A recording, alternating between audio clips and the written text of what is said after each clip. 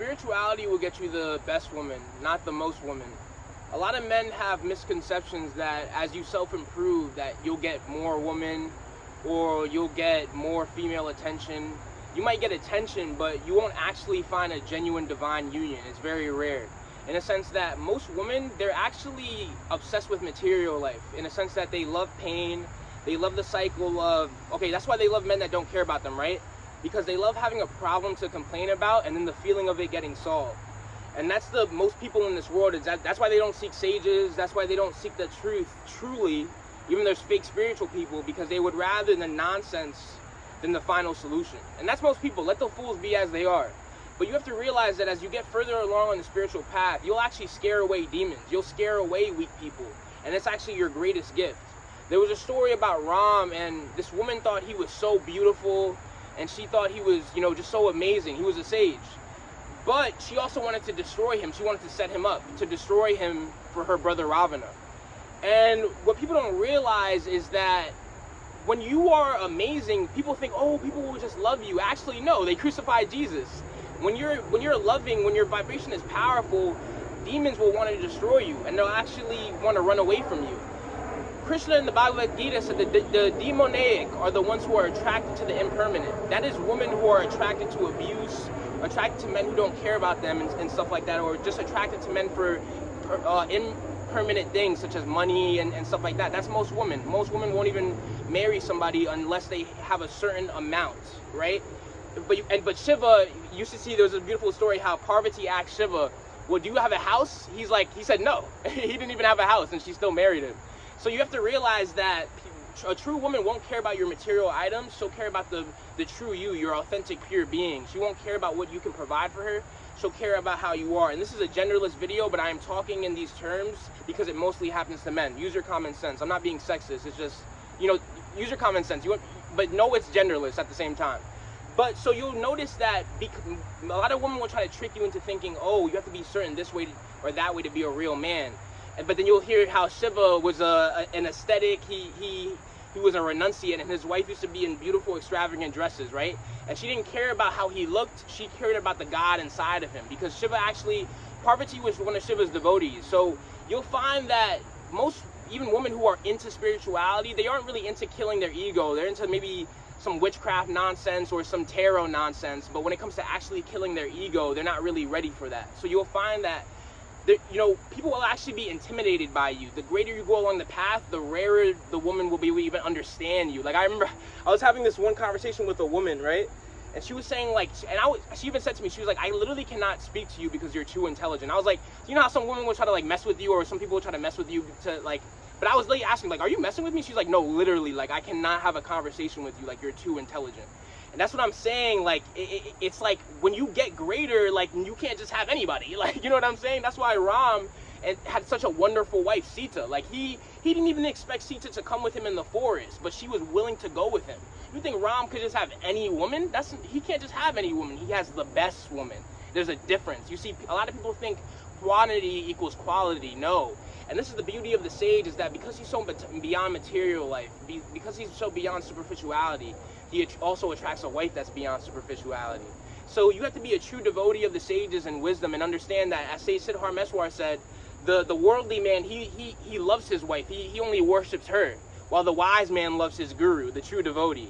So you have to realize that putting your guru above all, which is putting wisdom above all, will always free you and lead you to wisdom. But we're always devoted to something, always putting our attention and focus to something. So some fools and men, most men, they put their attention on women, but the wise men, they put their attention on the guru and realize that they're beyond the need for women or men. And this is the beauty of devotion to the guru, is that you realize that you don't need anything in this world, so nobody can trick you into thinking that you need them. And that's the beauty of wisdom, is that Ram was given a mantra by his guru, Vishwamitra. And there was this story, it has beautiful symbolism. And when he started singing this mantra, this woman demon was going crazy. She couldn't handle it. She was like, oh my God, I can't handle it. And she tried to destroy Ram. See, because her vibration was disturbed, her demonic vibration was disturbed by the mantra. And a lot of people think, oh, God is just all good. No, actually, God comes in even demonic forms. Like Ravana, he actually was a devotee of Shiva, but he was also evil. So God comes in many forms. A lot of people, they think, oh, that because God is what the Christians say is all good, and they make a demon concept to deny God. And Christians don't even actually love God because they love parts of God, but they don't actually love God. And a lot of people, they even have misconceptions like Jesus didn't get angry, even though there's multiple stories of Jesus getting angry. So people love their versions of God and not who God. People love their versions of God and not who God actually is. And people love people for what they can get out of them and not what they actually are. So don't let any woman trick you into thinking you need to be something to match her ideal standards, right? Don't be tricked into being a piggy bank for somebody. Just be free and be as you are, and then you'll attract naturally who's for you. And I'll continue with the story of Ram and that woman demon, in the sense that when he was singing the mantra, it's beautiful how trying to fight her didn't destroy her. It was actually the mantra that ended up destroying her. You see, when mantras are so powerful because they are a divine vibration. And notice how Ram had a guru, but then and he was actually a prophet, but then the false prophets will tell you you don't need a guru, and they're just fakes, right? It's funny how the prophet had a guru, and so did, if you look in the Bible, Jesus also was quoted to have been found by Mary listening to wisdom teachers in the temple, and the prophets had both teachers, but then enlightened teachers, but then the Western fools will say you don't need a guru. People are so stupid. And it's funny how, people will put, like, they'd rather pay money for, a beautiful woman that wouldn't be with them without the money, rather than giving them, taking care of their guru in the West. But that's because people worship materialism in the West. And the beauty of, being devoted to truth is that you can never be told a lie. It's beautiful. And with the story with Ram and the demon, it's like, I love how Ram was just so humble enough to listen to his guru and learn and realize that there's always an infinite self that you can reach. And then he became God and realized that he is that infinite self. But he didn't have the ego or the pride to say, oh, I don't need a guru, I don't need help. No, he learned from his guru, he received help, and then he became God. But that's because he had a pure heart and he was truly devoted. Rarely few, as Krishna says, many thousands come to me, but only one really understands me. Oh my God, the Bhagavad Gita is beautiful. And Krishna, you know what's funny? Krishna had a guru, but then the false prophets will tell you don't need a guru. And Krishna is beautiful because Krishna didn't just have any woman, he had a Radhe. That's the beauty of being devoted to truth. As Krishna was devoted to his guru Sandipandi, is that he's not willing to put up with just any woman who's abusing him, telling me he has to be this and that, or just playing these nonsense illogical games. No, Krishna, he was willing to leave. He wanted to just have fun and going on adventures, so he just left all of his wives. He didn't even care. He was so detached. And that's the beauty of a Krishna, is that, or even, I know some idiot woman will be like, oh, look at you, you're so sexist, you keep attacking women. So let me talk about Sage Anandamayi Ma, who's a woman. Her husband was trying to have sex with her, and her husband was like trying to bully her, and was trying to kind of, in a sense, was very frustrated that Sage Anandamayi Ma was such a free woman. But then he ended up becoming her first devotee. And it's beautiful, like Anandamayi Ma, her husband wanted to show off that his wife was so beautiful, but she covered her face. And then her husband was like, who do you think you are? And she said, I am Brahman. You see, when you remain devoted to truth, when you remain devoted to Guru and God, then your vibration is so powerful, you cannot be influenced by this world. And you start to help this world because you are beyond it. You see, Sage Anandamayi Ma, even though her husband, he needed some work in the beginning, he was a little egotistical, but that was just in his conditioning. In the end, he became a devotee of Sage Anandamayi Ma because her vibration was so attuned with the divine that she also brought others along with the divine. As Sage Bhagwan Nityananda said, when a man goes and rests on a journey with 10 men, there's 10 men and they go on a journey, if one person rests, then the other 9 will go and follow him.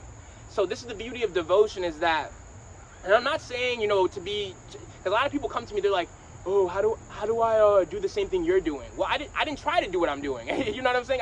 I just had true love for the gurus and wisdom, and I was spreading the teachings in person before I ever came online, and then people started calling me their guru and seeking enlightenment from me. So I had a selfless love. But when you have a selfless love, you'll attract other selfless lovers or devotees, right?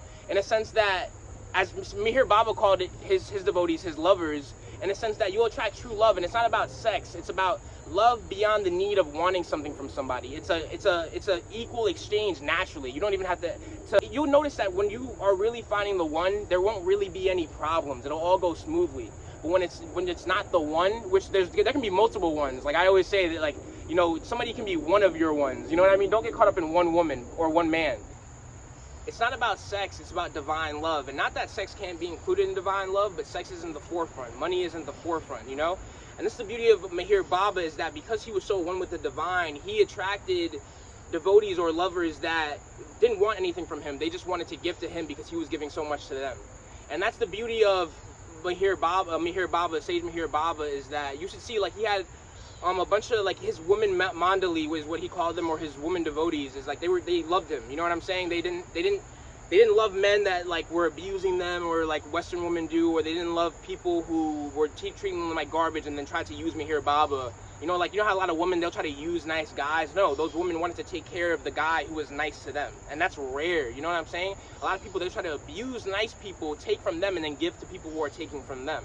But those women mandali, and that's why I love devotees. Devotees are just as loving as the guru. Well, true devotee is very rare. Like I say, Neem Karoli Baba said, many people come to test me and not out of a devotion for a saint. So a true devotee is very rare, but devotees are just as loving as the guru, because they love existence as it is. They love the guru as he is, or as she is, and they don't love people who abuse them. But you'll see people that are just such masochists. I mean, I can make a long video. I'm probably gonna make another video about how, like, most women are masochistic and they love abuse.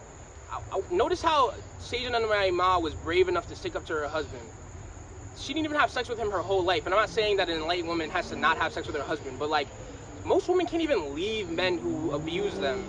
And then so you have Sajananda Ma, and I was like, damn, will I ever find a wife as pure as Ananda Ma? You wonder. But it's like, yeah, she was just so rare. Like, women just aren't like that, most of them. But it's just amazing how, like, she was willing to stick up to her husband. Not in public I'm sticking up, or I say I stick up to my husband, or I'm an independent woman. No, she lived by what she was. And it's just so beautiful about the sages, is that they're really the only people who really live by what they are. They don't try to pretend. They don't try to be like some fake Catholic priest pretending like they're holy and they're not really holy. They just are as they are. And I love the sages so much. This world, like Sage Siddhartha said, I disapprove of the entire universe, you know, but I'm glad the universe helped me go beyond the universe. I mean, I'm glad the universe did help me go beyond the universe by giving me the sages, right? So it's funny. That's why Sage Tukaram said the sages are even prior to God, because the God is the universe, but the sages are beyond God. So it's beautiful. I love the sages. Thank you to my gurus for helping me continue the way.